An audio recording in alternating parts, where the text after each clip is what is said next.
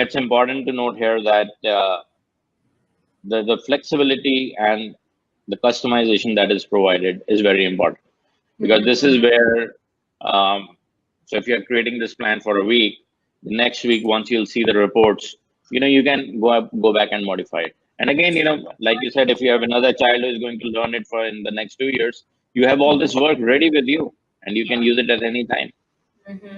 Yeah, and and if your student, you find that when you start the new school year and they need some review, you've got it right there as well, don't you? Absolutely, you have all of this. You can I'll show you an example in the coming slides where you can ask the virtual tutor, and you can name your tutor anything, and you can tell them, okay, why don't let's pick these 2 units, create a learning plan for my kid. And the tutor will recommend a learning plan, and you can tell them, that pick up the resources, pick up the lessons where they didn't do well, or this is a summary plan. I just want to recap.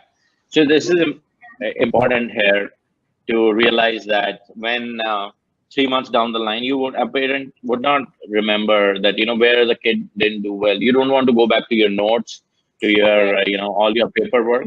You just tell the system, okay, create a summary for last 3 months and see, how your child has learned, and, evaluate them.